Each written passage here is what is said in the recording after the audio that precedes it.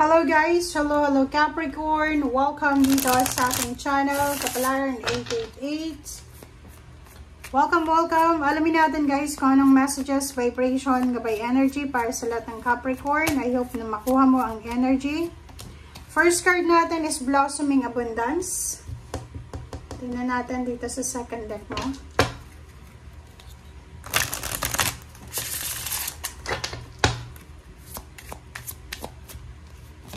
Second deck is Meditation.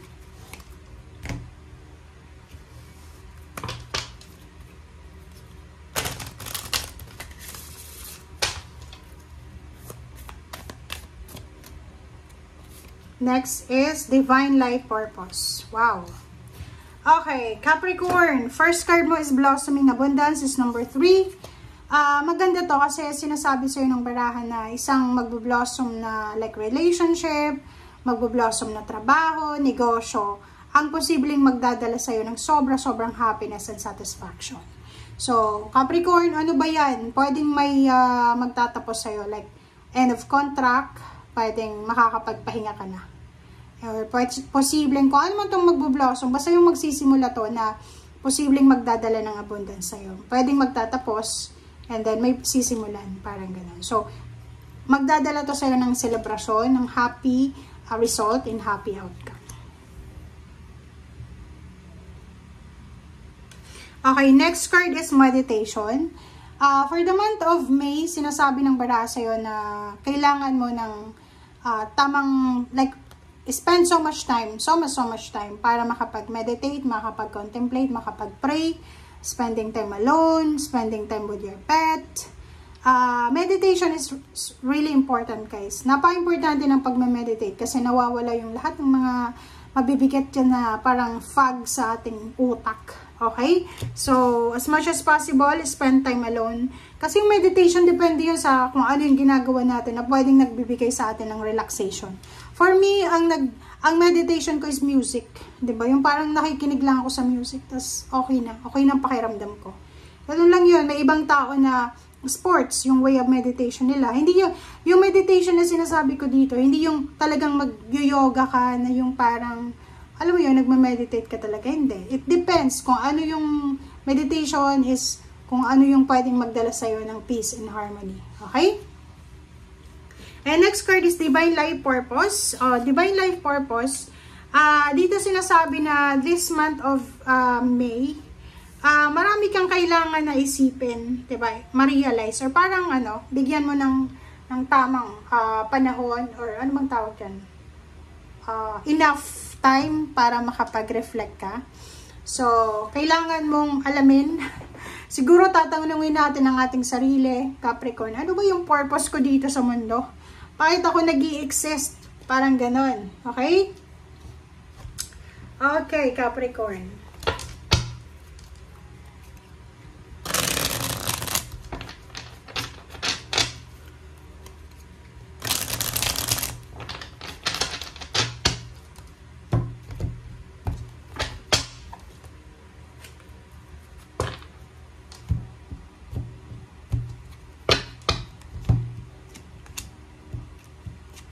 Okay.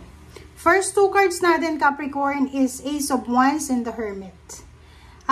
Dito sinasabi ng baraha sa'yo na for the month of May, maraming exciting na pangyayari or mangyayari sa buhay mo na pwedeng magdala ng clarity, enlightenment, and liwanag. Diba? Yung parang, yung dati sobrang dilim ng tinatahak mong landas, yung parang everyday, parang feeling mo, wala nang nangyayaring maganda, hopeless and helpless ka. Dito sinasabi, Capricorn, na for the month of May, starting May, may mararamdaman ka na parang liwanag. Yung parang makakahinga ka ng relief, diba? Ay, nako, at last, diba?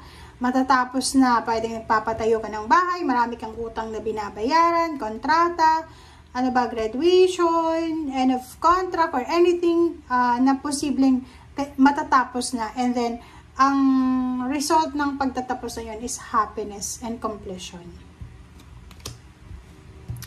Okay, next card natin. So, nakikita ko sure dito na for the month of May, sobra-sobra kang motivated. Diba? sobrang motivated ang Capricorn na to. Bakit? Kasi, nakikita ko sa inyo dito yung kagustuhan yung makapag-ipon ng pera. Sobra-sobra ang kagustuhan yung makapag-ipon ng pera. And, sobra-sobra din kayong motivated na magtrabaho. So, nakikita ko yung health nyo. Sobrang focus din kayo Capricorn sa health. Parang, like yung iba may mga Capricorn na tumaba na, pwedeng magsisimula na silang magpapayat, ganito. So, nakikita ko sa inyo dito na, mga new lifestyle, mga, kung ano to para makapagtipid, diba? Nakatipid ka na, nakaipon ka pa ng pera. So, yun ang pwedeng prospect mo sa ngayon. And, nakikita ko ang taas ng pangarap mo talaga. Napakataas ang pangarap mo Capricorn. And gagawin mo ang lahat eh. Nakikita ko yung eagerness sa mata mo habang nanonood ka.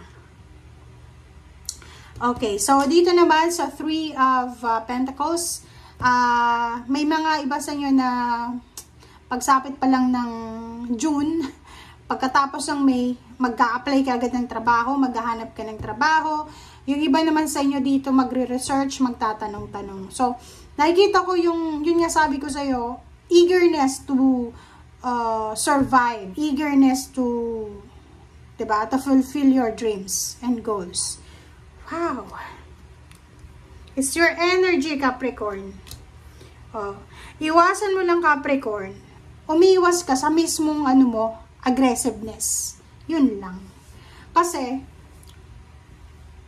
given na marami tayong pangarap sa buhay, given na hirap tayo sa buhay sa ngayon, pero alalahanin mo na wala tayong control dito sa mundo.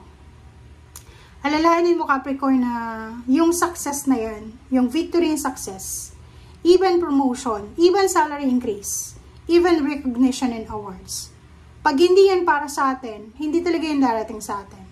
So, iwasan mo, yun lang, ang the devil na ito is para sa iyo to. Iwasan mo yung temptation ng sarili mo.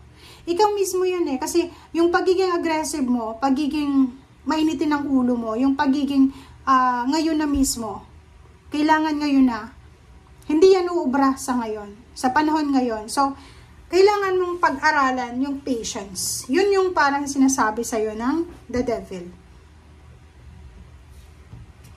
Pag-aralan mo yung the patience. Okay? So, nakikita ko sa'yo dito, eto yung situation mo.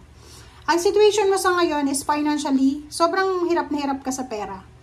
Next is yung iba sa inyo, medyo may edad na, wala nang pera, may sakit pa, or masakit pa yung katawan. Pero yung iba, kung medyo bata ka pa, nakikita ko sa iyo dito na isa sa mga posible na oportunidad para sa iyo para maging successful ka talaga sa buhay is you travel. Umalis ka dyan sa lugar kung nasaan ka sa ngayon. Kasi pag stagnant ka dyan, kahit nasa ibang bansa ka na, like nasa ibang kontinente ka sa ngayon, kung pakiramdam mo, hindi ka swerte dyan, maghanap ka ng iba. 'Di ba? Six of Swords, sinasabi ng barasa dito na you have the opportunity and life, the possibilities na mag-travel, mag-relocate, 'di ba? Kung talagang gusto mong maayos yung future mo, kailangan mo talagang wag mag-i-stay lang sa isang lugar. Okay? Thank you guys for watching. Bye!